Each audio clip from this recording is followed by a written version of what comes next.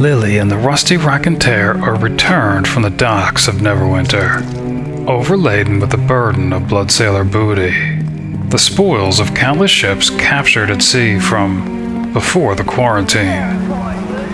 And it's just about broke Lilly's back. The bags of holding are barely, and the magic bags are coming short of their promise. Poking out their packs, one can see the hilts of buccaneer blades, the stocks of corsair crossbows, and rolls of parchment, and with every step, precious stones and pieces of jewelry threaten to fall out of the overstuffed bags. She can barely walk, let alone run.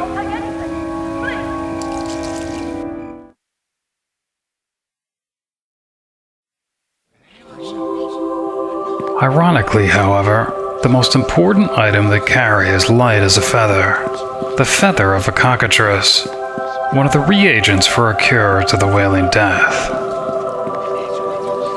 One of the bards here in Castle Never is composing a song to honor your adventures during the recovery of the second reagent. Alright, of course, this is Lady Aribeth, and it looks like they're still talking about that bard song. I believe I heard Lord Nasher himself humming the tune in the halls. People are beginning to take notice of you. Alright, but Lilly reporting that she's recovered one of the reagents for the cure. Well done. I knew you wouldn't let me down. Alright, Angus explaining about the Cockatrice Feather and Gargoyle and the Bloodsailor pirates. That old scoundrel? I suppose I cannot expect such men to give up their ways, even in times like this. Where others have found only failure, you have discovered shining success. Neverwinter is in your debt. Well, I have to admit, though, I'm a little surprised that that's all she had to say about it. Not even asking whether he still lives. Alright. Battling the plague has drained the coffers of Neverwinter. I regret I cannot offer you more than 500 gold pieces for all you have accomplished. Alright. Of course, Lily's happy to accept a reward. Is there something else you need? Alright. Farewell. May Tyr guide your steps. Apparently, Nasher's right hand is uninterested in the fate of the old scoundrel. No doubt, however, she would have approved of his punishment. You are a welcome sight as always. Is this visit in regards to the fourth Waterdhavian creature? Of course, that's not what this visit is about. We are all eagerly awaiting its recovery. As soon as we have the fourth component, we can begin the ritual to create the cure. Alright, Lilly asking to trade with the Temple Armory. While trading with the Temple Armory, Lilly overhears, to her annoyance, the nurse humming that ridiculous bar song about how Lady La'neral and her arcane hand drove the servants from Neverwinter. And its melody must be infectious or something, because even Little Red is beginning to mindlessly whistle along with the tune. This is simply too much for Lilly to bear. She turns around and stares fiercely at the rusty rapier until she finally stops with an innocent, confused look, her lips pursed and a still the whistle, wondering why her mistress looks so pained, perhaps, and recommends she maybe consider exercising her shoulder, considering how much it hurt back at the...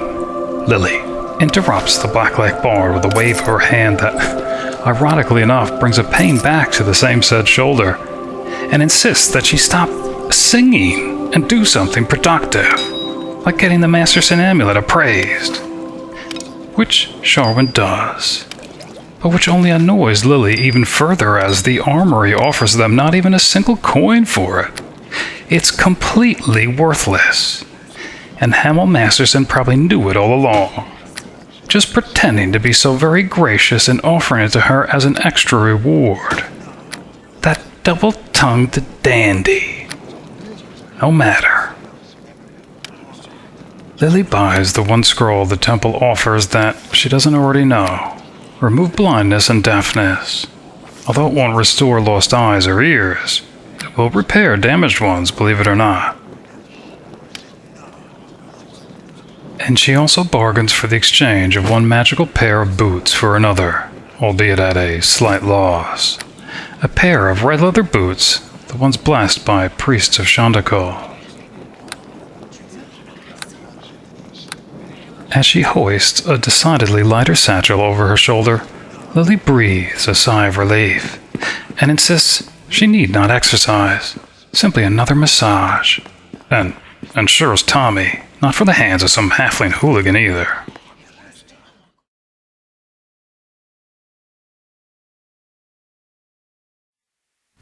While walking to the Moonstone Mask, Lilly is pleasantly surprised to hear that the Blacklake bard has already begun work on a ballad to recount her mistress's victory over the Scarlet Blade and his bloodthirsty pirates of Neverwinter. Lilly simply can't wait to hear it and insists that Sharwyn give a preliminary recital during this evening's celebration.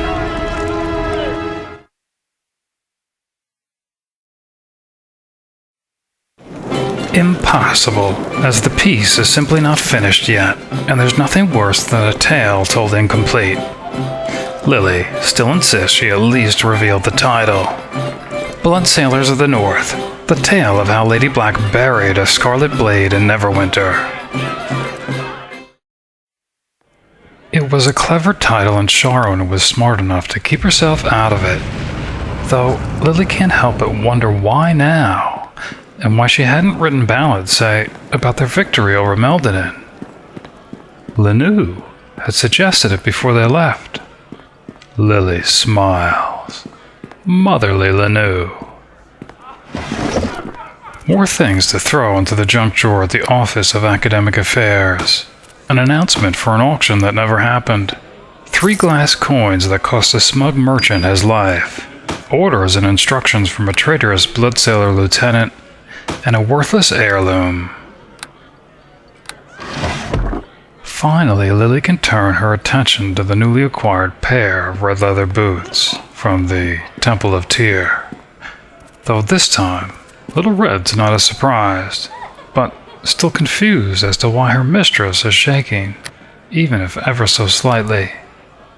And she dares ask why, while helping put them on. The Lady of Murder shakes her head, dismissing the question unanswered, and kneels, focusing her mind solely on the boots. Lilly sees a wizard, an apprentice to Calvin Blackstaff Arunson. He's speaking softly, working hard, experimenting, creating new spells, but they never look or sound quite right, like other apprentices' spells. He's frustrated, angry, enraged. He slays one of them with his own spell. He's running away, fleeing the city. It's a small logging village. Lumberjacks are felling trees. He's helping them, levitating the logs to waiting teams of horses. But at night, he's still experimenting, creating new spells, but they still never look or sound quite right, like other wizard spells.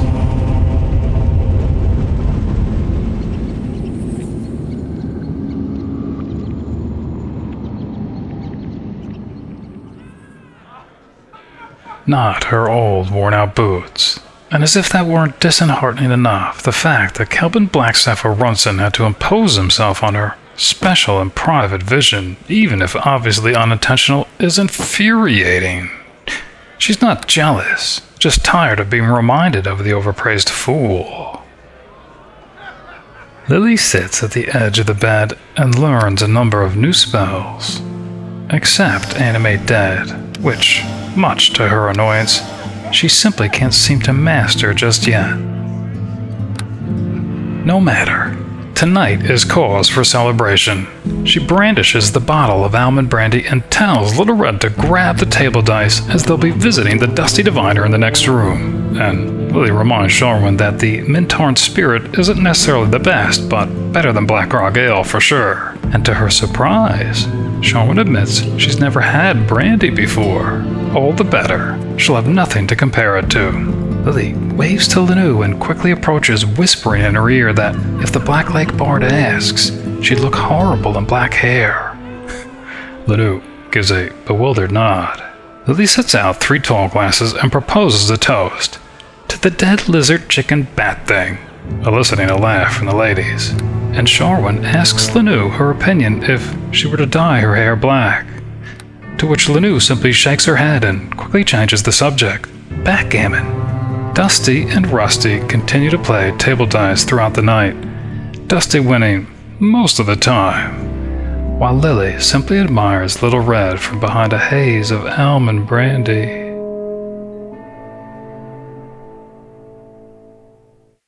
It turns out that Brandy and the Bard don't get along. Little Red looks a little green and should probably stay in. Yes? Is there something you need? Alright, I guess Lily telling Sharwyn that she's not feeling well. She might as well get bed rest and probably might as well just stay here in Linu's room.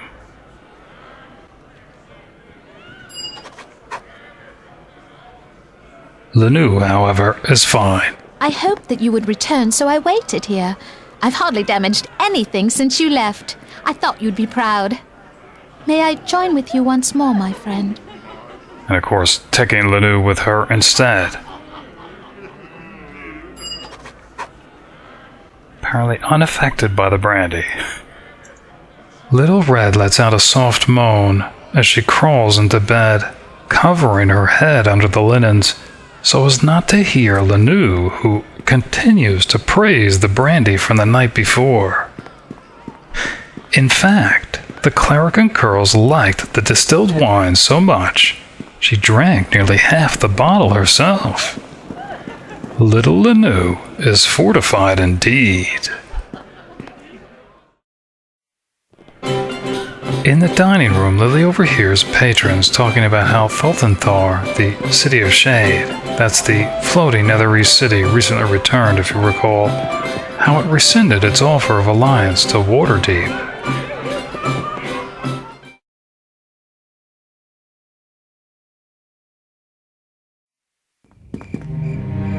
On the way to the shiny knight arms and armor, Lily's meek mystic presses a piece of parchment into her hand with a smile.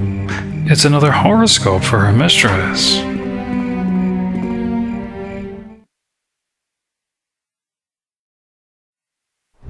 Lily unfolds and reads the paper on the way to the forge. A good day to make friends. Ignore your survival instincts. Lily may start ignoring her spiritual counselor soon. Marrok the Hammer is shirtless as always, and his shop no less untidy than it was before. Linu almost forgot about the hairy hammer and barely stifles a laugh.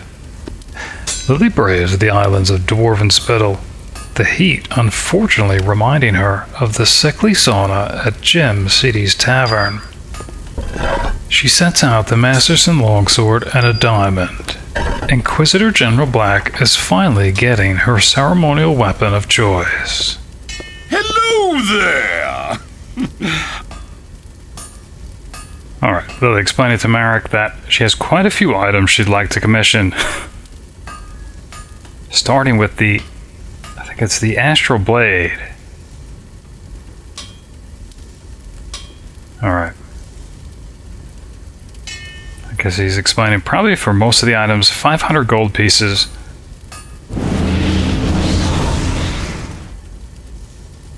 Quick as you please and the job is done. As soon as Marrok finishes one forging, Lily is there with materials and coin to make another. One after the other after the other. The Hazel healer and her familiar simply stand near the door, watching her run back and forth as if possessed, some kind of a frenzy of coin. With every recipe, Lily doesn't see a Namarra rapier, or a drone morningstar, or some other piece of gear. She sees coin, with each enough to buy another pair of boots.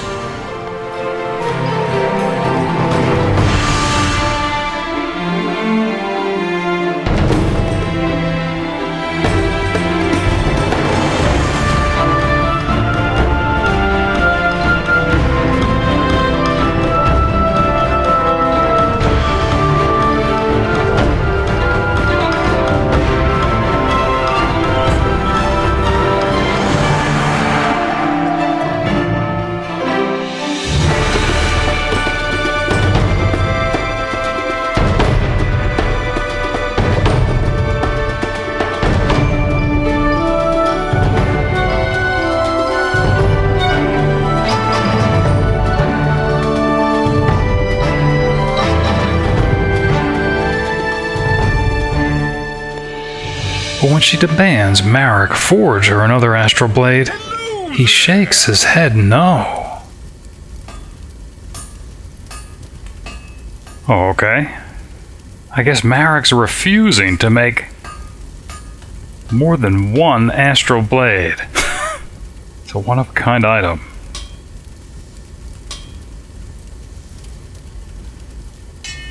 It's interesting. No matter. Lilly has more.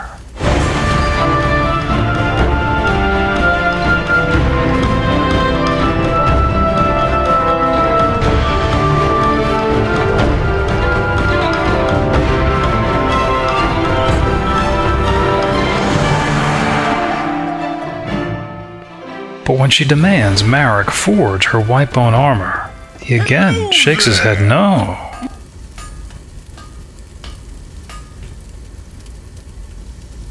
Alright. To be honest, I'm not sure why, but I guess maybe Marrok doesn't like the look of the chain shirt and refuses to work on it to make her Whitebone Armor. Want something better, probably.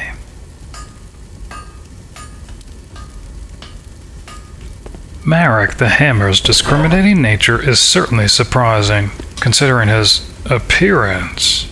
Not only his lack of clothes, but untidy grooming. A disappointed Lilly gathers her rejected armor and gargoyle skull and has an idea. Perhaps she should reconsider helping Nyatar in order to acquire some of that rare ironwood that only druids can make. It will be good for yet another recipe and so another pair of boots.